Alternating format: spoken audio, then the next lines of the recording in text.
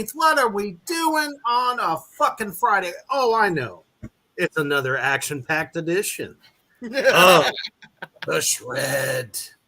And this time Coming we brought our buddy Slinger. 3 different places. Yes. We got Maine, Ohio, and Nebraska in the house. So tonight we have special guest guitarist of Black Tar Superstar, better known as the Death Slinger. Oh! All right. And we got a shit-tastic list for you coming from our favorite. Drum roll. Loudwire. Hey, that actually fucking worked. I'll take Shit wire. The shit wire. He's the Lord of the Beebs, the Load Wire.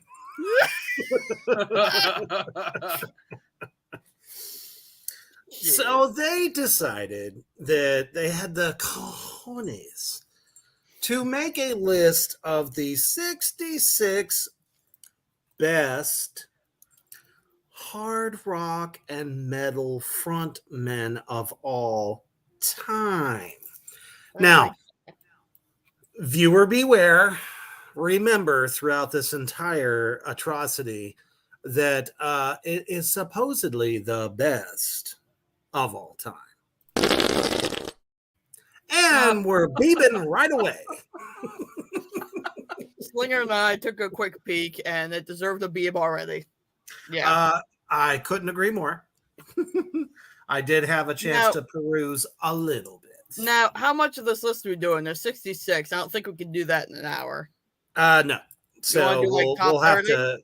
to probably, if as long as it's not so horrible that shit just gets crazy. But as you know,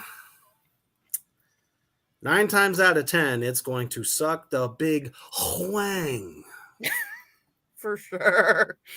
But so starting at number 66, I'm actually quite happy about this one. It gave me a little bit of... Oh, so are we starting at 66? I thought we're starting at 30 and going to 1.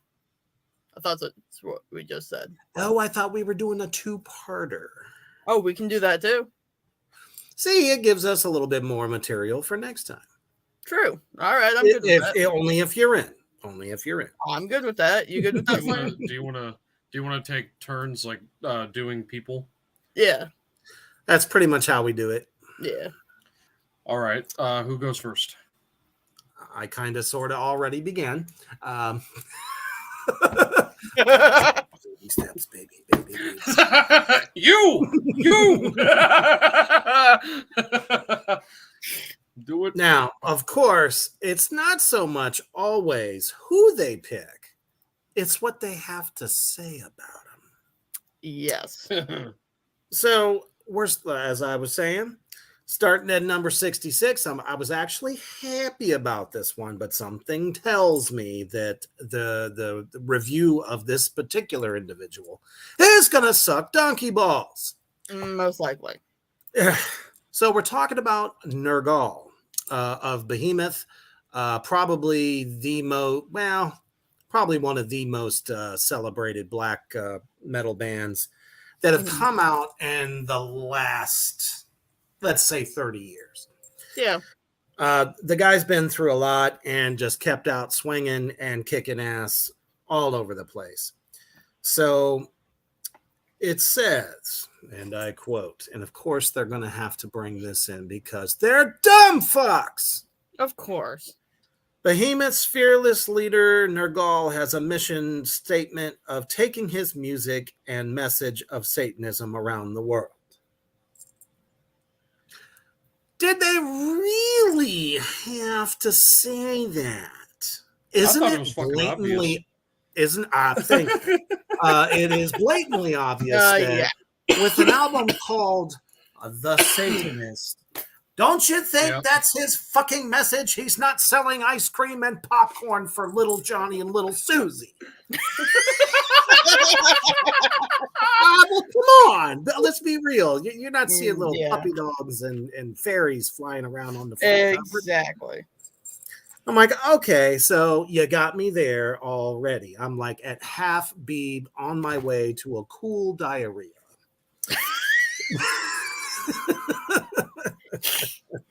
It says the Polish Legends live act comes across more as a ritual than a traditional metal show with Nergal at its crux. Oh, you're at the top of your fucking class. Look at you using big words like crux. Ooh. Spicy. Felt like I just ate a fucking, Nacho Libre from Taco Fucknuts. Anyway, I mean, that's all very obvious that, you look at their stage show, it's set up to give a certain mood. Now, isn't that something that would be indicative of pretty much any act that has like theatrics or something like that? Oh, no, this is great. His vein-popping bark spews blasphemies as his wide-eyed gaze pierces fans, especially when serving communions to the ones at the barrier. What's he doing? Giving them the golden shower? Quite honestly, I have not seen any red juice thrown at them that resembles blood or anything like that. He hasn't even so much as taken a fucking water bottle and dumping it on any of the fans in the front row. No. Does he spit occasionally? Who the fuck wouldn't? It's hot as fuck up there. Exactly. Not to mention, they have a lot of fire that comes out of their, individual stands and shit. It's a show. Yeah. Why can't you just say they fucking rock and he rules the crowd? On this episode of Y'all Need to Learn How to Write Fucking Music Reviews. Yep. You might as well buy yourself a one-way ticket to Learn How to Write by Gangis. His grand vision is translated across the studio, stage, and highly artful music videos, making him one of extreme metal's most revered assets up front. Now, why the fuck couldn't you just say that and call it a day? Boggles my fucking mind. I don't understand. And, well, shit. It only says who's credited with the photo. So I don't know. Well, let me see here. No, it looks like credits as far as, photography. Yeah. So I know JD is lurking somewhere. He must be. We'll find him. We'll find him. Wolfhawk will find him. Dog will hunt. Run. You want to take the next one, Slinger? I want to take 63. That you just sure. You just skipped like. I know. I just wanted to say I called dibs on 63. Okay, but the next one. Well, which one of you motherfuckers even know who Bobby Blitz is in the first place? Okay. Overkill. I don't know. They're a lot heavier than that. Yep. All right, who wants it? I could say it. I know Overkill. Go ahead. They say, fronting one of Thrash's most consistent and prolific acts is Bobby Blitz. Prolific.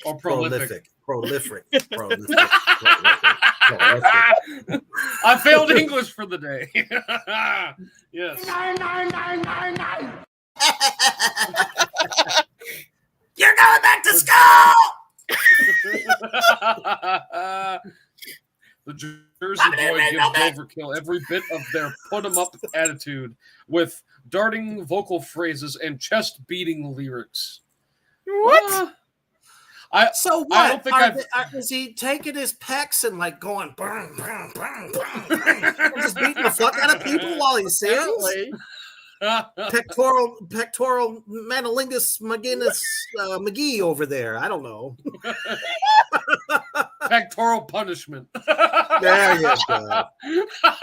He's a sadist, I tell you. Resting a leaning mic stand against his shoulder, Blitz is too cool on stage. Directing traffic with flurries of hand motions. Who doesn't? What? Oh, am I a singer now? What the fuck, directing traffic? Shit, I'm too cool for the stage. Damn. Well, apparently I'm striking a pose in vogue.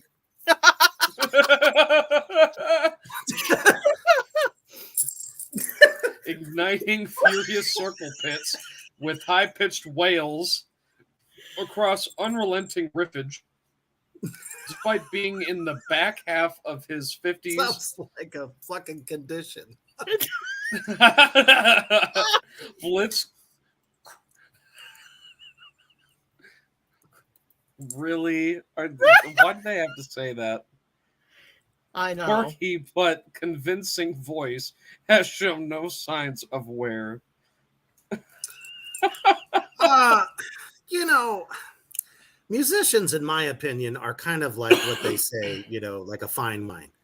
Gets better with age. Yeah. More confident. Probably in some cases more energetic. They have a little bit more heart into what they do. Because bands that start out real young, they love it. They try to put their all into it. But I'll tell you what, you can really tell like who's like a tight fucking act and they rule that stage. And it's a lot of the older guys. I mean, look at the guys in Down. Yeah. They're all in their 50s. And every time they go out, they fucking destroy everything. Exactly. They do. I just can't get over the pectoral punishment part. That fucked me up. An onslaught of titties. Ah, my titties! Oh, shit. All right. Yeah, here's one of your favorites there, Gangis. All right, number 64, David Draymond from Disturbed. David Dreidel! Dreidel. That is what's coming. Dreidel. Please don't watch me pee. Now, I love him. He's a great vocalist. Like, his voice is great, but I don't think he's a great front man. He just kind of stands in one spot. Exactly. Yeah. Let's see what it says here. Disturbed's David Draymond is one of rock's most enthusiastic frontmen, delivering empowering words with decisive performance. What? Ain't the same David Draymond I know. Is he talking about when he just merely turned his head to the left or right? To the left. Or raises an arm. Oh shit, he put a finger out! His signature mix of grit with a glimmering clean tone is one of the most immediately recognizable voices in the business. I have to disagree. His voice has got a lot of rasp to it. It does. So I would not say that it's clean, so to speak. It's got some gravel. It's got some road wear and tear. Yeah. But I wouldn't make that claim. No. And here we go. Whether it's hard enunciation on tracks like Down with the Sickness or the haunting cleans on the Simon and Garfunkel cover, The Sound of Silence, Draymond's power is undeniable. And cited only 2 of their biggest singles of all time. Why do they keep sleeping on the fucking album Believe? That was vocally his best performance ever. I say it's the best album they've ever made. Ever. Seriously. I'll agree with that for sure. It had so much heart, ferocity, diversity, and showed a range from A to Z in my Yeah. opinion. So it's like, Yeah. but no one ever wants to talk about it. Ever. Yeah. All these fucking Like- Loudwire guys just want to talk about the hits. Fuck the hits. Well, that didn't make actually, their career. Prayer and Liberate were two of the biggest selling songs they had ever when it first came out. Prayer no one was a talks about 'em. staple. I believe, Yeah. if I remember correctly, that album was like double or triple platinum. Yeah. It was because it kicked ass and made you want to have more. May I please have Exactly. another? And every fucking song flowed with every part of the track listing. You know, it's like you ended one song and bam, they kicked you right in the fucking nugs. Exactly. And you were right back in it. Yeah. Right. All right, Slinger, I think you requested that you take 63. He did. Yes. Go right ahead. I am proud to announce, but why the fuck is he only 63? This man needs to be up there. Well, you Oh. have to remember, you know, it's of all time. I know. So whenever they he- do that, they tend to put the younger guys higher up in the list. I don't know why. It should be based on talent Mm-hmm. and touring. That's really where it lies for me. The record can always be played, but can they reproduce it live? That is the question. Mm-hmm. And I I'll do think it again. on my behalf, I am proud to say number 63 is Mikkel Eckerfeldt. If I said his name right, it's those You never Swedish know. names are really hard to pronounce for me. Love the Swedes. For sure. But the band is Opeth, one of the best prog bands in metal history, in my opinion. One of the Underrated. best. Very underrated. Here's what they have to say.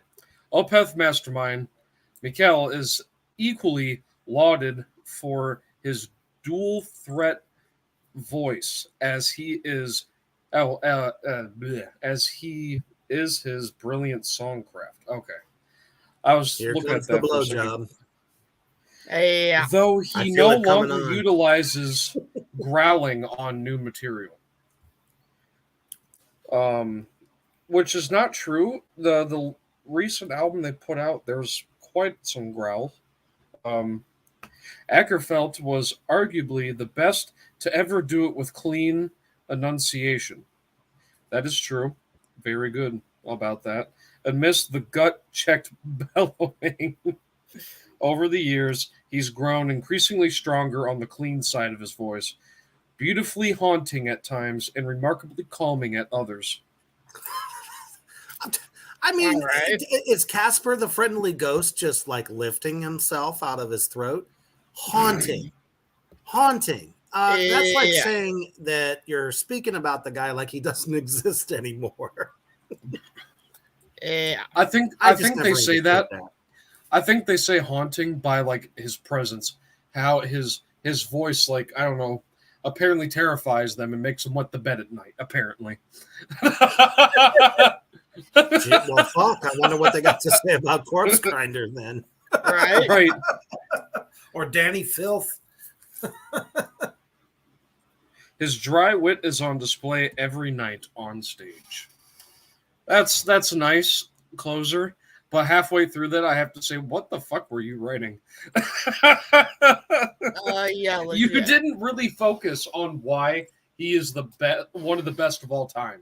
You No, just not said Sense of humor you described doesn't him. have shit to do with anything. Yeah. You could be funny as fuck, but if your vocal performance sucks, that's not going to make up for it. No. No. Next. Next. Next. All right. Am I going? Or you going, Reaper? I can go. All But right. before we get into number 62, let us take a quick look at one of our most beloved sponsors here at Three Witches Entertainment. Absolutely. I'm talking about Desaia's Creep Shop. Check it out.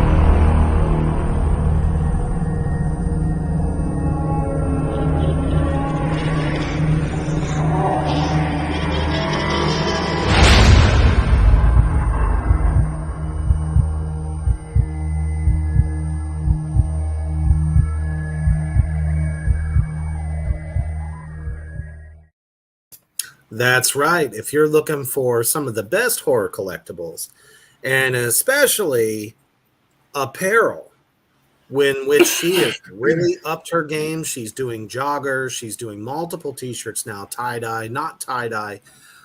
Very colorful, very well-crafted shirts and clothing.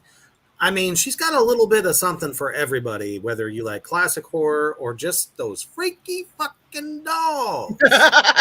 And I just received word from her today that our special package is going out on Monday. So we will be able to display some of these things, and hopefully she'll put in that bust of the Crypt Keeper in there for me. That would just be wonderful.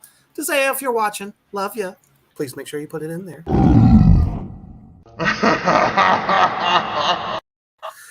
Wow, that's right. Desaia's Creep Shop at Etsy.com. 100% Satan approved.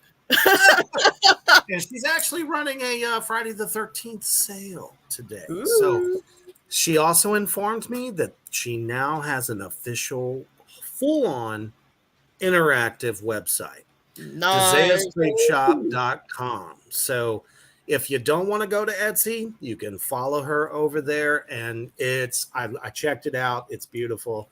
You know, it's a good start. It's definitely a good start. Hell yeah. So at number 62, we're talking about the band Suffocation. Okay. With Frank Mullen. This is kind of more on the death metal side of things. Suffocation is very extreme, very, blast beaty, thrashy. Right. A little bit of everything in there, but definitely nothing but not even short of guttural growls. So this is an interesting sentence. Suffocation's Frank Mullen is one of the most entertaining vocalists, slicing and dicing alongside earth-churning riffs with his infamous hand chop. What's up? What? So he's on stage going, nah. Is that what he's doing? Apparently. You will like my shit. What the hell? I'm gonna have to look that up. Right. Or is he doing the podcast and he's cheering all the crowd on? Oh, what the fuck? He pioneered the death growl. Okay. Death growl, come to get you. Death growl. Okay. I don't think so, but okay. Just call it a fucking great fucking guttural scream. Exactly. He didn't pioneer it. You know what? Chuck Schuldiner did that. My elbow's twitching, brother. What do you think? Let's bring it. That's it. That's it. You just got the elbow drop of doom times 2. Bitch. Damn, I knocked my chair back. I almost lost my ass.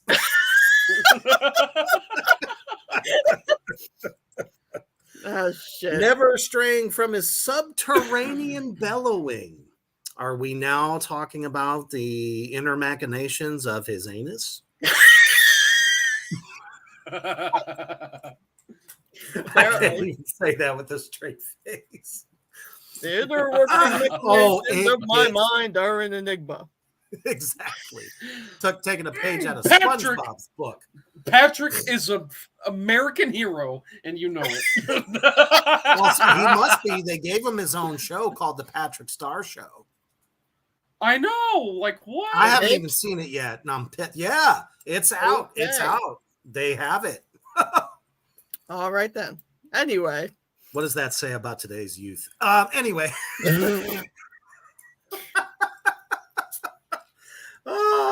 Moving on here, it says weaves in and out of the band's serpentine song structures.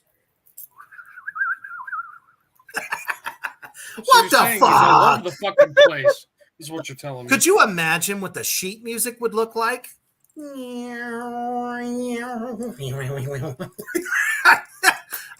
Good luck trying to learn those songs. Yeah. Just say they got some great changes, some good breakdowns, some really good fast parts. That's all that would be totally fine. Oh, and of course they add in their erratic tempo changes. No shit, it's death metal, fucko. Damn. His banter. Aha, here we go again. Dick writing. His banter is top notch, delivered with a biting bit of sarcasm and spit take moments. So you're telling me that if I spit on the ground, that makes me cool.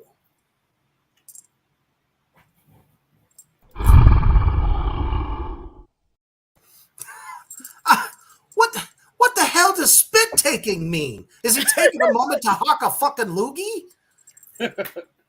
Apparently, it's the new. Does he it's the new death gold? metal technique. I mean, what's going on there? It is the new death metal technique called the. Gila monster! Gila monster! Oh, and this is great. Playing on the barbaric imagery of songs like Thrones of Blood and Entrails of You. It's fucking death metal.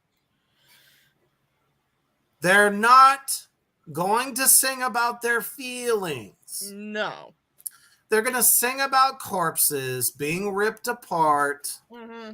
Maybe throw like a creature feature, horror type icon into some of it, in which everyone fucking dies.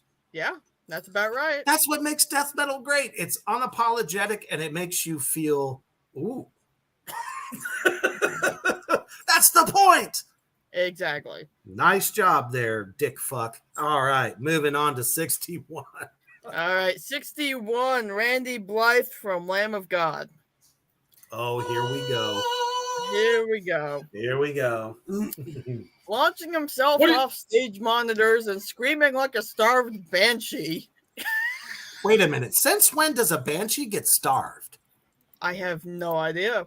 They literally stand outside your house giving the death scream. Yeah. I don't think they're saying, Burger King, Subway, Wendy's. No, they're letting you know that you're going to die.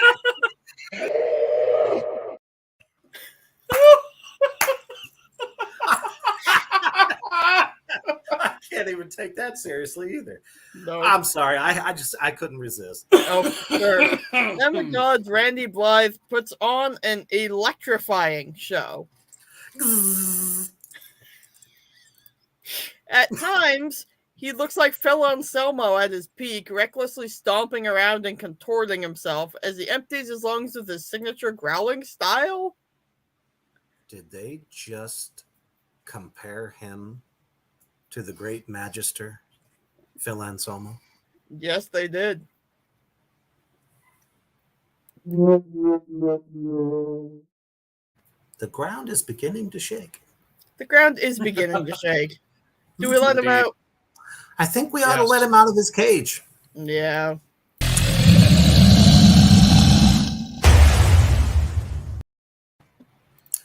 I feel better. Let's see. Blythe's lyrics are often layered with meaning, sometimes personal and other times commentary, Set against the band's brand of melody meets brawny groove?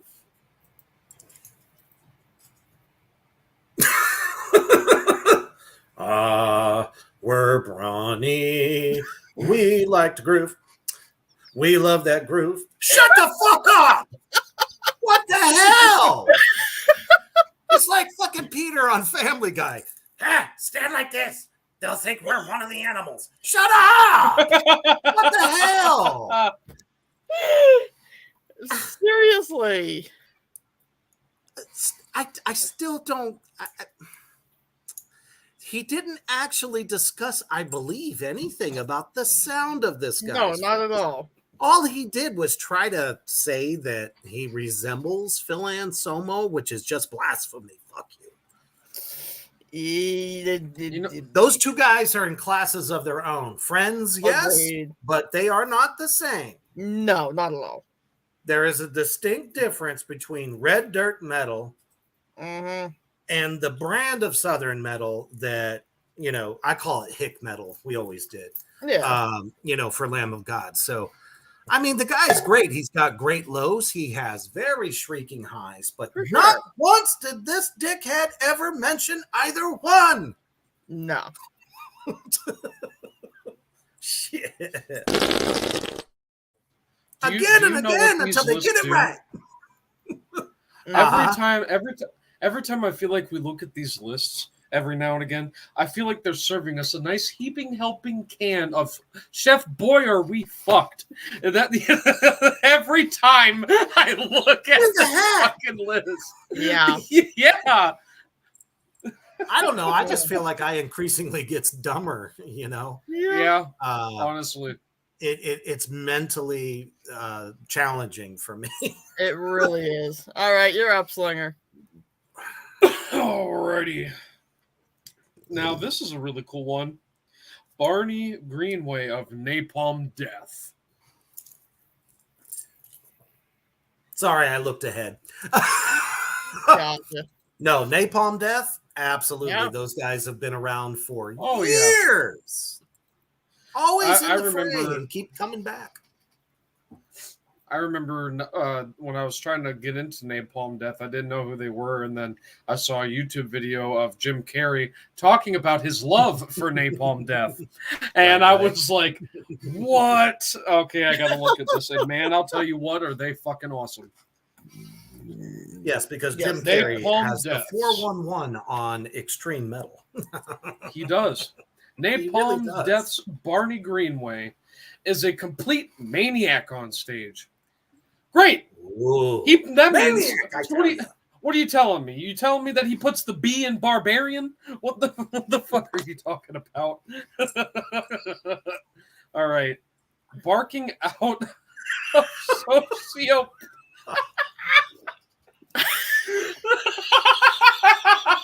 Barking? Are you fucking serious? Oh my god. Barking? Connotations. Yes. Like a dog? Socio-political. Did you just say political cunt? No! That's not what I said. I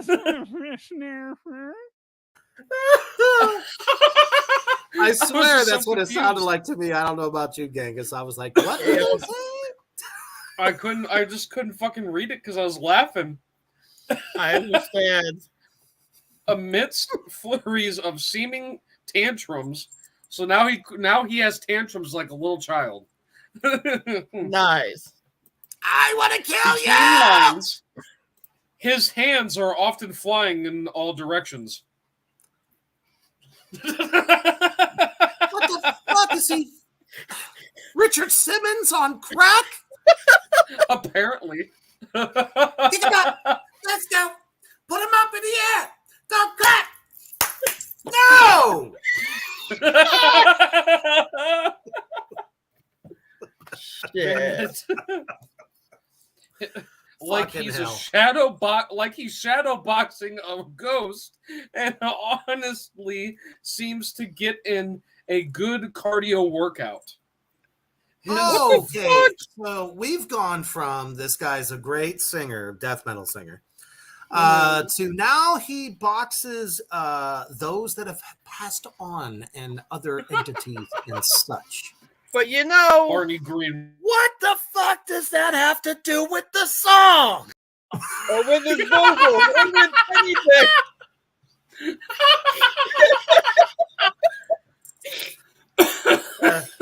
Perfectly placed again. Thank you. I'll be here all week. For sure. His vocal style has been imitated by countless singers. I don't really think so.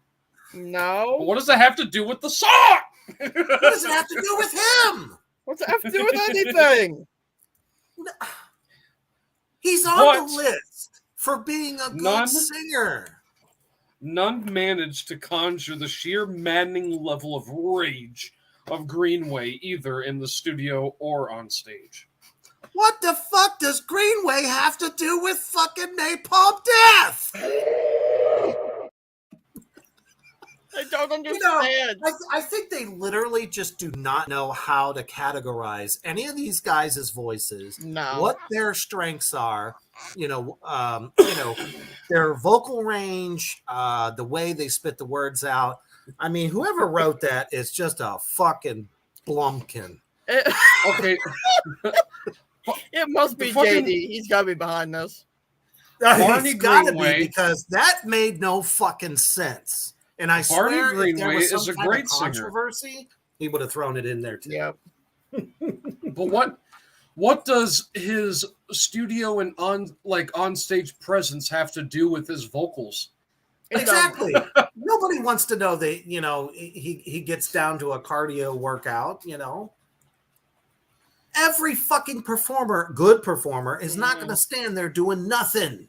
No. No, honestly, I feel like they when they wrote this list, they had a monocle and said, oh, yes, he gets a good cardio workout and he has a great stage presence.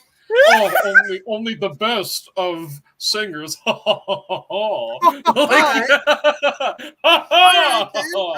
maybe they're saying he's fucking fat and he's the new face of Jenny Craig. I don't know. Why else would they even bring that up in the first fucking place? I have no idea. All right, you want the next one, Reaper? Yeah, even though this is not. You don't. It's not Gross. one of my favorites. And I don't think it's hard rock at all. Change. I mean, if he wants a double or triple A+ in winery, and I mean whining, he gets the award. Yeah. Now, I have to say, when the Deftones first came out, and their first couple of records, before somebody said, "Hey, yo, Gino, sing, don't yell," he shouldn't have listened. Yeah. I haven't been able to figure out for years why tons and tons of chicks fall all over this guy's voice when all he's doing is whining. Like a little bitch boy in his crib. Honestly, so I think their the last album that was even remotely good from them was Needle and Pins, or whatever the fuck it was called. Pins and Needles, whatever. It was either way. That was the only. So it was all about last anxiety. album. Okay, great. It was the only fucking one that was good after that. After those albums to that one were good, but after fucking Needles and Pins, it was terrible. Just went downhill. Well, it's really kind of funny because, we recently did a tribute to St. Peter of Typo Negative. And recently, on Loudwire, of course, decided to bring up about, remember that one time when Peter Steele punched his fucking lights out? Oh, I had to clap. Oh, for sure. He punched Chino? He punched Chino and knocked him the fuck out. Yep. One punch. What, did he run his mouth? What do you think? He little, he big. What's little guy do? What the fuck? Ow! Why the fuck would you pick on someone that's like, hey, jerk off? Like,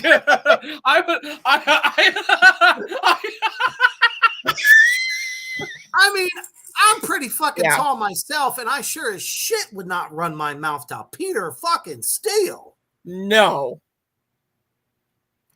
I mean, if you just want your neck broke by one of that guy's muscles, go right ahead. But apparently, Chino is number 59. I mean, honestly, I can't think of a better way to die. Right.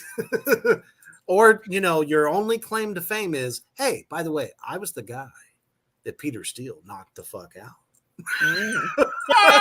There's a PR campaign for you. Yeah.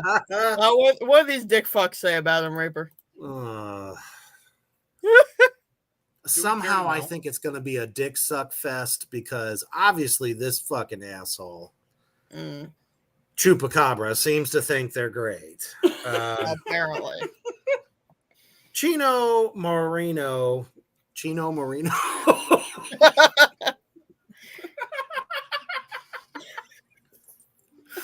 I can't even take that seriously, Stephanie. It's a lot of fun. Is a man with plenty of light and shade in his vocal approach. Told you. As well as his temperament on stage. What a diva. You know, that's what I'm talking about.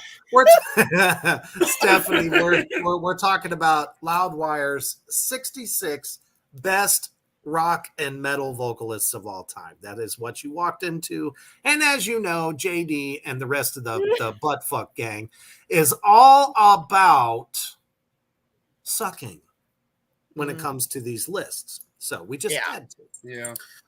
And currently we're talking about Chino Marino from Deftones. Chino Marino! Sounds like a Vegas, showgirl name or something. Yes. Chino Marino!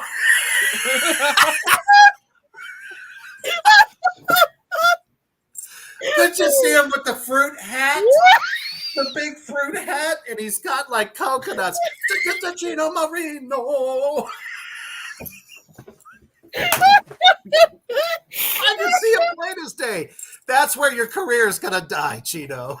Oh my goodness. Oh, the Deftones frontman is capable of crafting calm, airy moods against the band's more ethereal moments. Ooh. Sounds like softcore porn to me, doesn't it? Hey, Only to shatter the tranquility with his high shrieks, set to more jarring rhythms. Always an insightful lyricist, fans can spend hours dissecting Marino's true intentions, adding to the already dense nature of their music. Apparently, I think he wants him some Chino Marino. That is all I fucking read right there. for sure. I'm done with that one. Move on. Moving the fuck on.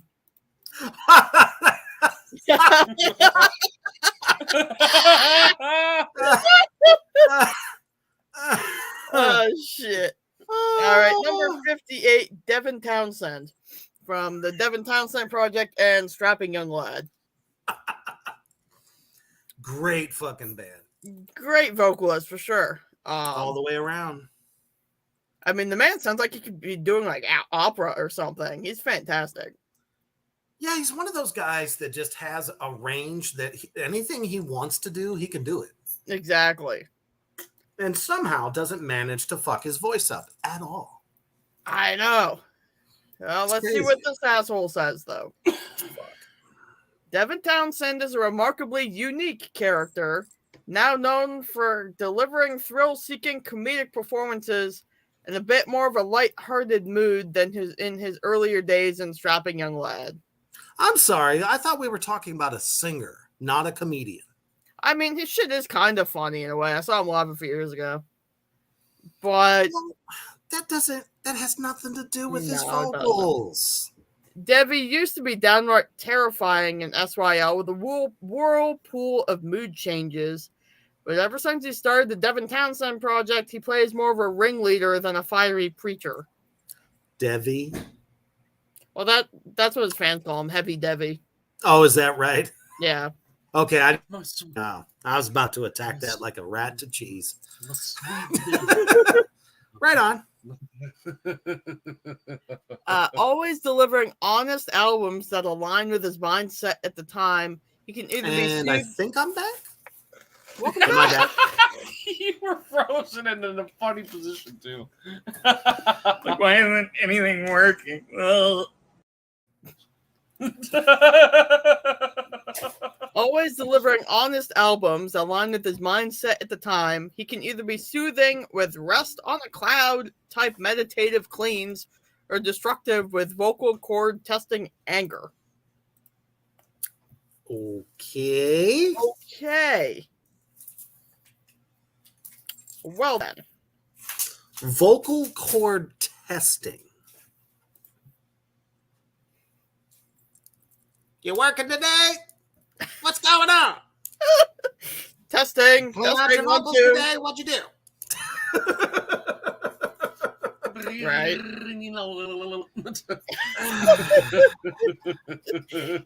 And what is an honest album? I have no Really? idea. I thought most albums were honest. Yeah, I mean, it's not like, I mean, sure, there's some albums where everything is just, fantasy ridden or whatever. Right. But a lot of these bands, especially Strapping Young Lad, they were all about the raw power, the dark nature of people in general, and just Right. shit that they rebelled against. So, Yeah. meditative cleans. Oh, shalom. Bum, bum, bum. Okay, are we suddenly meditating with him now? No, you're not going to meditate with this guy because he's not about, you're not going to hear him on the top 20 pagan charts. It's just not going to happen. So No. Moving next on. one. Oh no. Oh no. Woo! Who wants to take a crack at this one? Boy, let me tell you, we got Scott Weiland.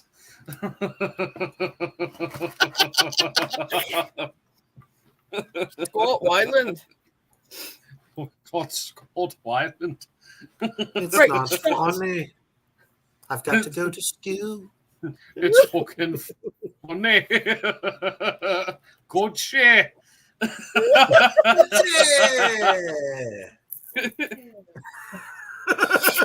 Scott Weiland of Stone Temple Pilots. Late Stone Temple Pilots singer Scott Weiland was one of grunge's defining frontmen. Not grunge. No. No. Try Initially again. employing his deep baritone crone. When did that man ever croon? Or croon, yeah. It's croon. But when the Okay. fuck did he ever do that? He was never a crooner. No. He had a very sultry voice, in my opinion. Mm-hmm. Yeah. Little raspy, but the guy knew how to fucking sing. Yeah. But Weiland branched out as the band explored different sonic territories, Yeah, I demonstrating don't know his why that versatility. people are calling it Sonic nowadays, but okay. Yeah. Okay. Just And say adapted different for- fucking music. He was legit. demonstrating his versatility and adaptability. Known for wielding a megaphone on stage. Okay, what does that have to do with this fucking voice? The singer was impossible to take your eyes off of, losing himself in slinky dance moves. What the fuck again does it have to do with shit? Dance moves. I'm picturing him doing things like those inflatable tube men. It's true. He used to be the backup dancer for the Chippendales. Yeah. I mean, any performer is going to get into their shit, and if he wanted to dance, who gives a fuck?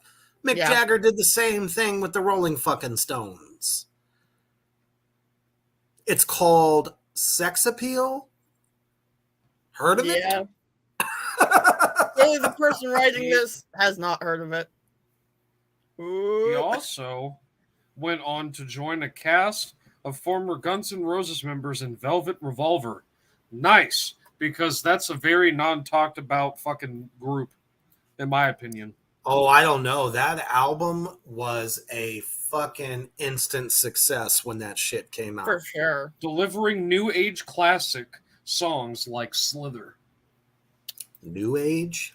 New age. There's that term again. Yeah. Thanks for sharing this out, Steph. We New love age. you. Appreciate it. And yes, the updates blow monkey jizz. Woo! All right. I think it's time for a mental health break commercial. Indeed. Check out this quick word from our new sponsor at Throttle Addict. Check it out.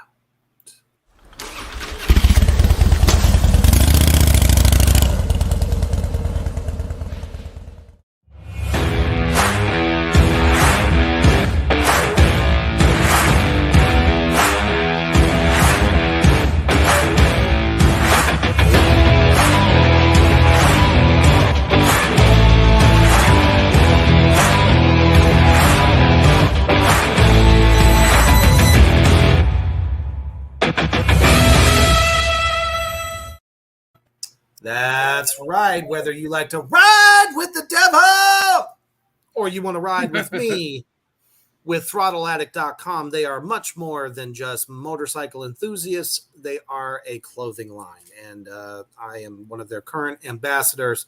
So if you want to get one of those badass shirts, men and women, or hats, if you like them snapbacks, I know some of you do.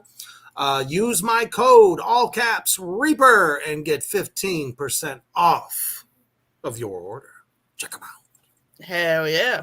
So, at number 56, we're about to talk about, sadly, a lot of people make fun. I think they're fucking stupid because we're talking about the Megalodon known as Rush. Yep. Yeah. There's not a metal band from here to Calcutta to blue fucking hell that has not gotten down to the Rush.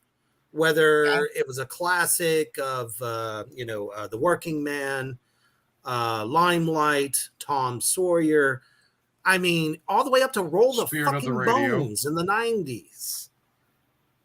The drummer, the guitarist, and of course, bassist and lead vocalist. We're talking about Geddy Lee here. Mm-hmm. Every musician has tried to learn all these different classics. Okay, so exactly, it starts with, what can't Geddy Lee do? Exactly, the guy's a fucking genius. He's on the keyboard at 1 second, next second he's playing a fucking bass line that just rips your balls off. And then that fucking voice that just, I mean, he doesn't even have to step close to the microphone to get that fucking voice out. It's incredible. He puts a And lot the of words modern are day. very intelligent.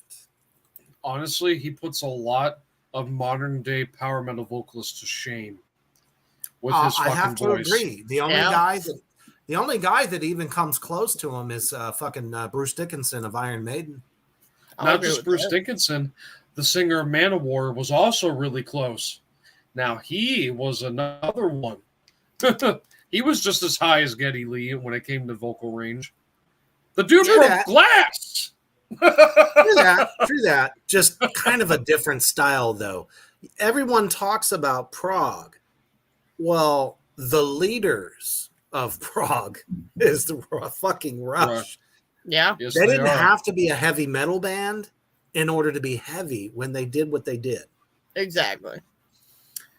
We've always talked about it on this show. There are multiple levels of heavy. So it goes on to say the Rush main man is not only responsible for laying down some of prog's busiest bass licks, but some of the most ear-shattering high notes and daunting delivery. Oh, finally, this guy actually knows what the fuck he's talking about. Yeah. Some fucking miracle. Additionally, he triggers samples and plays the synthesizer live, all while locking down the other two roles with flawless execution. Well, this is really well written. It is. The fuck? I think we have to give it to him. I think we do. Golf clap of doom.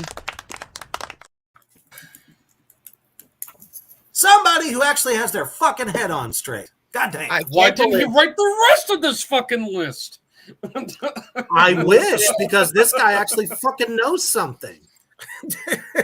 Lee uses a direct input live and often subs the traditional amplifier setup with something quirky like a rotisserie chicken oven or laundry machines, adding to the appeal of Rush's live show. Okay, yeah, the guy was a fucking innovator. Yeah. He wasn't afraid to try different shit. Everybody just seems to fucking think that Tool was the only one that could come up with these crazy ideas. And, you know, they were pushing the boundaries while fucking Tool was still in their fucking papa's nuts.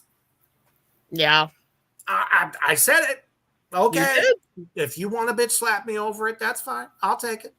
But I ain't changing what I said. Well, unpopular opinion. Tool is not the only best prog band in the world. I think there are the last of the line, actually. They take a fucking backseat to half of the people that do prog nowadays. Gojira, Opeth, Rush. Oh my God. Dream Theater. Oh, jeez. Dream Theater is not a big friend to us, but that's okay. I know. I'm just saying. Only because of their attitude. Their attitude sucks. They think they're better than everyone else. Bull fucking shit. Yeah. Number 55. Number 55. Oh, here's another near and dear. Let's see what they have to say. Number 55. Klaus Meine from Scorpions. Despite pushing 70 years old, he's still one of rock's most active frontmen on stage. Always in motion, often running up the catwalk in tandem with his bandmates or shaking the tambourine, the Scorpion singer's been getting it done for over 4 decades. Okay, I think there was a compliment in there.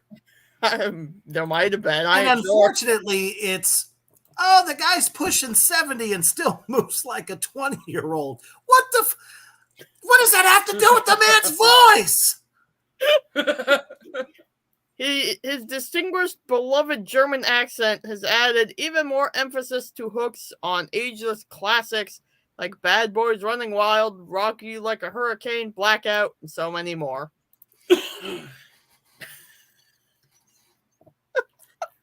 Did we learn anything about this man's voice? No, we didn't. What happened to the great fucking vibrato that comes out of this man? They were the band that wrote the song when the Berlin Wall came down. Exactly. It was a worldwide #1 hit.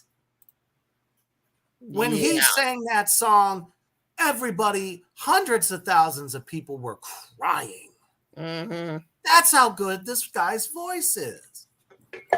Whoever wrote this just fucking flunked. Agreed. Moving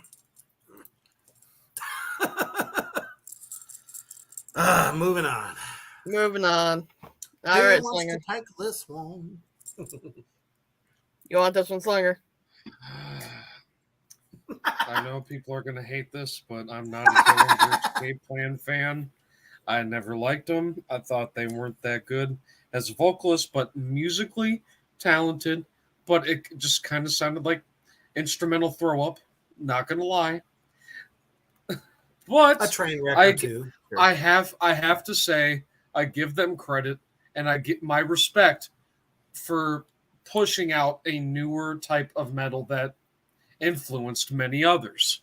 Yeah. I mean, half the newer bands today are like, "Oh, Dillinger Escape Plan fucking rules," and that they helped me want to pick up a guitar, pick up drums, whatever the fuck it is, and I respect that.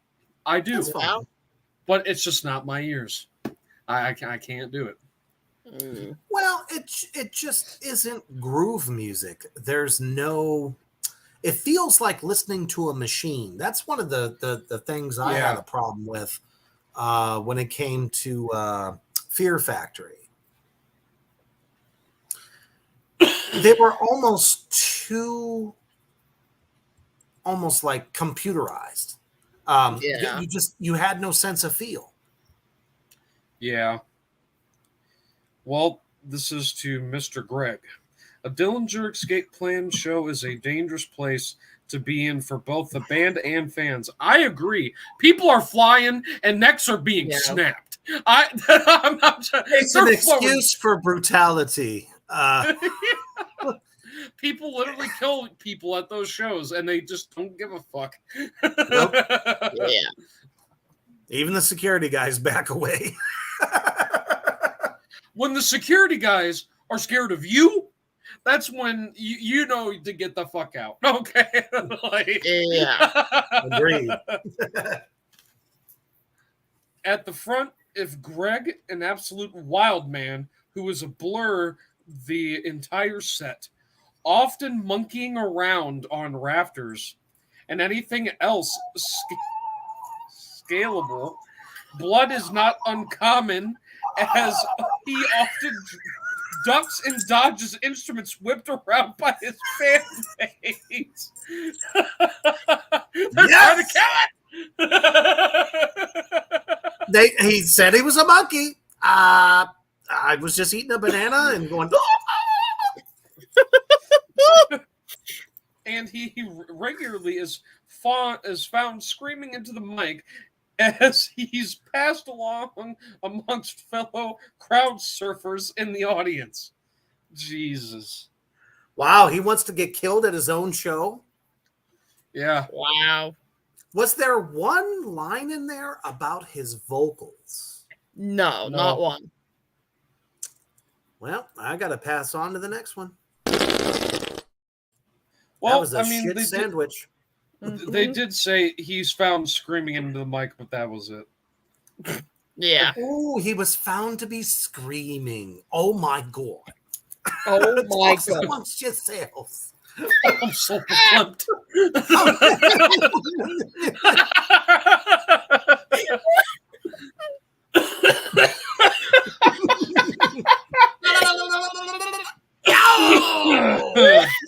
out of there. Now, number 53 is one of my probably most beloved vocalists, in my opinion. When you talk about Ozzy, Robert Plant, Ian Ashbury, a lot of those other guys that were, kind of really known for really good vocals. This is one of the guys that just never gets talked about, and I'm glad to see him on this list. I only hope that the review does him justice, but we're talking about the snake charmer himself, David Coverdale. Now, they should have added one more band to the list here because it says White Snake, which is what he's most known for. Got his start in fucking Deep Purple. Right. Yep. And then did Coverdale Page, which was one of the biggest mega fucking albums to ever come out in the late 90s. It was just amazeballs. And he's still doing Whitesnake to this day. We're talking about in 1973. Mhm. Few acts had the world in their hands like Deep Purple, so replacing an already iconic singer as a complete unknown would prove to be the ultimate test. Now, what they're talking about there is that Coverdale was their singer from the beginning. Yeah. Before Smoke on the Fucked Up Water and all that other bullshit that came out in Yeah. 74, Coverdale put those bitches on the map. And then 5 years later starts the story of Whitesnake. They put out their first record in 76. Now, maybe it wasn't 5 years. It was like three or four. Well, anyways, David Coverdale was tapped as the band's new vocalist, sharing mic time with bassist Glenn Hughes, and immediately captivated fans with critically acclaimed Burn. His bluesy tone and overall grit was a perfect marriage for the band, and he continued on after Deep Purple went. Ha! Go figure. Forming Whitesnake, who went on to release a series of hit records. Hit after hit after hit after hit. Let's see here. Coverdale's lyric imagery was dripping with sex appeal. Yeah, that's no secret. He was a dirty guy. Oh, look at him. Yeah. He's not picking flowers, people. Which he echoed on stage with sensual prowess as one of rock's all-time greats. Fan-fucking-tastic. Although they just didn't really do his voice justice in this review. No. But I'm glad he's on there, so that's what you get. Number 52. 52. All right, number 50. How do I say his name right? I don't want to butcher it. Chuck Schuldiner. Schuldiner. Okay. Yes. I knew I wasn't going to do it right. I had to make sure. Because I didn't want to disrespect Chuck Schuldiner of death. All right. Single-handedly created the genre of death metal. Exactly. Goddamn right he Death did. main man. Okay.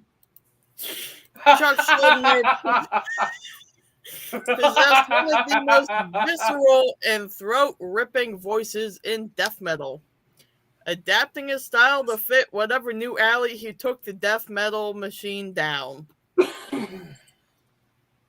Evil Chuck also had a fairly intelligible delivery without sacrificing any sort of grit, putting his imaginative lyrics at the forefront, whether they're drenched in gore in the early days or wallowing in more cerebral realms as death evolved. I will say they did write his pretty well, but they're Not in my opinion. They're missing so many other things that are more important than just that. Yeah. Yeah, his voice. Yeah. Well, they did say one of the most visceral, throat-ripping voices in death metal. That's all? That's it. Apparently. And then to call him Evil Chuck? Yeah, I don't know what the fuck is up with that. He was how about against all that, like fanatical bullshit. He was a hardcore Christian. In the 80s. I thought. No, hardcore atheist. Oh, okay. Yeah. God.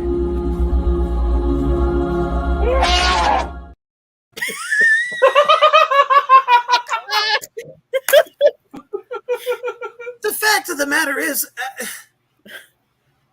it doesn't even say that because of that guy's voice, let alone his guitar, because he was just a phenomenal guitarist. Oh, For sure. he was a is fucking the shredder at reason heart. that death metal even became a thing. Yeah. I mean, how about we explain this? How about his like fucking most achieving goal of voice when he went from a brutal like low growly thing to fucking higher than fucking Rob Halford voice that Which he did was on the his last number one album. idol. Yeah, and he fucking took his voice to higher fucking levels that shocked the world for fucking ever. If you can't tell me that The Sound of Perseverance was not a great fucking record, you cannot tell me that. I don't think people see that's the problem when a new genre gets born. It develops purists, which means if it doesn't sound like everything before, we don't like it. It's not right. And plus, it must sound like this. If it was like death metal met prog is what that last album was, but they did it so well that like it actually fit together. Yeah. I have to say it was ahead of its time. As its last album, that was a fucking pinnacle for the rest of fucking history itself. I'm just saying. That cover of Painkiller is better than Judas Priest's version. I'll agree with that. I think so. People still hail that as one of the greatest covers of all time. They definitely do. It is. Always will be. All right. Well, we're going to have to pick it up with 51 next time. How about we just don't and we skip right to 50? We'll skip right to 50. Well, sorry, Sergey. Down. Yes. Down. Yeah, I wouldn't even want to read that because I disagree with it. So, well, hey, I will say the band itself, the band as a whole is good. Mm-hmm. Maybe Sergey's voice isn't the best, but it's not about that. I love the rest of them. They weren't around long enough to even possibly get on this best of all time list. They have like 4 albums. That's all they got to their name. So, well, thank you. Thank you again for joining us, Slinger. It's been a pleasure, as always. Absolutely. And thank everybody out there in Three Witches Land for tuning in for the part 1 of Shit-tastic of all shit lists. And we will definitely be bringing you another edition here very soon. So keep watching out there. But as always, stay heavy.